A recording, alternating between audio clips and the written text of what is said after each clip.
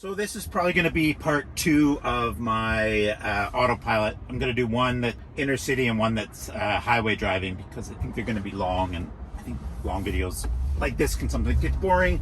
Even though I do watch some really long videos if I find myself interested in it. So this is the 2022 Tesla Model 3 rear wheel drive. This is some autopilot examples. We'll just click it in now. Double tap to put it in. You can see the light went great. It says to hold on for a second. Speed limit's set at 70. 60 is the max. This is in kilometers per hour for you miles per hour people. What we're going to do is we're just on a road here. We're going to head up and merge onto the highway and do a bit of highway driving. Please watch the whole video. I'll have a few points as I go along because I remember things as I'm doing it. There's the first indication where it's telling me to just give a light press to the wheel, as I mentioned before, as well as giving a light press. You can't just touch any of the features on the wheel. You're just letting the car know that you are paying attention to the road. So we're going to turn up here and go onto the highway, and then I'll just show you some highway driving and see what you think. I'll also give you some examples of some speed of this thing, what you can do as far as driving. So again, I'm going to point out here just something I said that I talked about. I have disengaged the self-drive, but I have not, because I used the indicator, disengaged the cruise control. Is still active. It's quite slow here. I'm going to speed it up here so I can get on. He moved over for me anyway. So the cruise control is still active. It's at 100 kilometers. To deactivate the cruise control, you have to swipe up, and then that deactivated. Just turning the signal will only deactivate the autopilot, not the drive. So just remember that, because you get to a stop or you move over lanes at a stop sign and you think you're deactivated, you're not. The car's still going to try to take off on you because the cruise control has not been deactivated. So it is, for this car, one click activates the cruise control. So now I'm not using the gas pedal or the brake. That's activated. 2 clicks activates the autopilot. You can tell the autopilot is available to use because of the little sign right there. This guy's trying to merge over, so I'm going to let him in, move over here. So that is set there. So I'm going to activate it now. 2 clicks, and it is, please keep your hands on the steering wheel.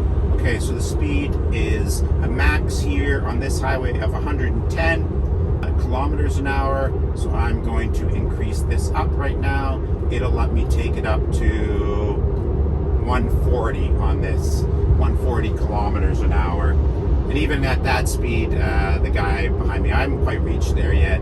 I can increase this a little to speed it up. So it'll take it up to 140 on this with the cruise control. You can see it's pretty good. Seeing all the cars as they're coming up. This guy's going to pull in front of me. It's going to detect them, as I said before. So I'm going to, if you don't want to risk your brakes just slamming on, I said this in the other video, change your chevron distance. So it's usually set at 2. That's the minimum distance that it wants between cars. But if you set it to more like 7, then 1, I'm going to keep away from this guy if you're worried about it.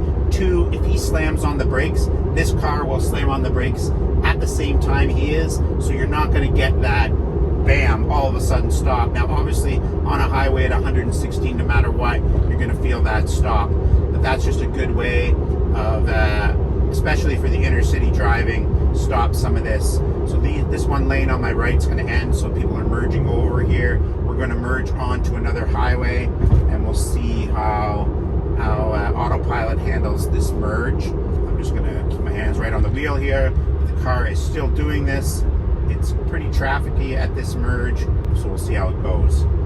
Now, what I don't believe it will do here is merge all the way over, because both these lanes do actually end. Well, that one just ended.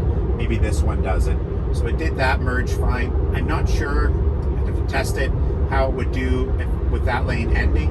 If I get a chance, I will do that. Just telling me to apply some more pressure, but that was awesome. That was merging from one highway to another highway on autopilot. Again, not the full self-drive, just the autopilot, basic autopilot that we're driving with here.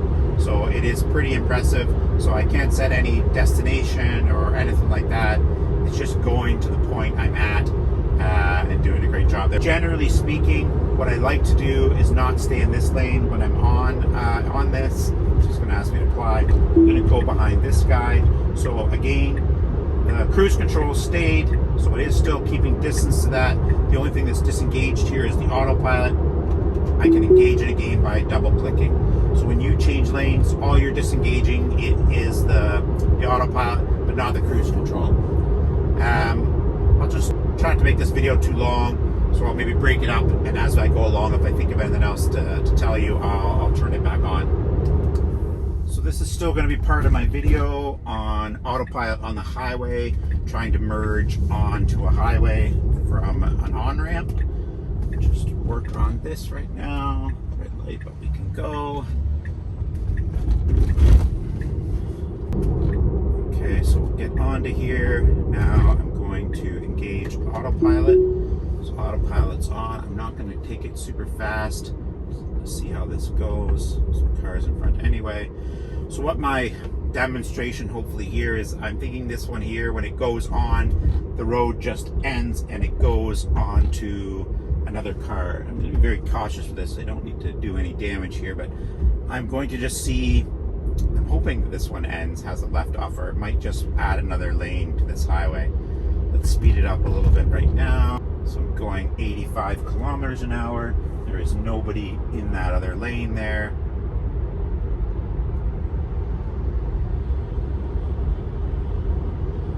Does this one end or keep going? It does end up here. So there is a car behind me. What's it going to do here? It is going to move over out of that lane, in front of that, very quickly towards that truck path. It did it. It did do it. I don't know how much it saw that car behind me, but it did do it. That's pretty cool. So it merged out in front. There was a gentleman behind me. It does not show the cars behind. I should have put the rear view camera on, but it merged out, no problem. Scared the crap out of me with that truck, but it worked. Normally, I don't think I would bother using that on this system, but I just wanted to see if it would work and show you. Always willing to test stuff. That guy's looking at me funny now. What the heck are you doing? It came in so slow. But again, that was pretty cool. It did merge out when it ended. It's trying to follow the lines. But I do believe that an autopilot, the technology it has, is not as good as the software that is in the full self-drive for merging onto a lane. It just basically did what it had to do there. So I'm going to do that again where I change lanes.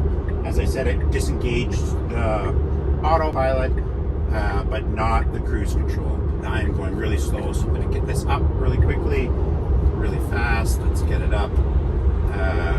Okay. And I'm going to engage the autopilot again. So we're back on 115 kilometers an hour. I'm going to get off at the next intersection again here. This is the end of my video on highway driving with autopilot. Please like and subscribe. Watch the other videos I did. I did 2 videos about city driving with the autopilot, and I just did one. I did a video on the power that the Tesla has on the highway, like for overtaking and passing, just showing how fast it actually is. It definitely has the speed when you need it. Thanks again. Have a good night, and please like and subscribe and follow.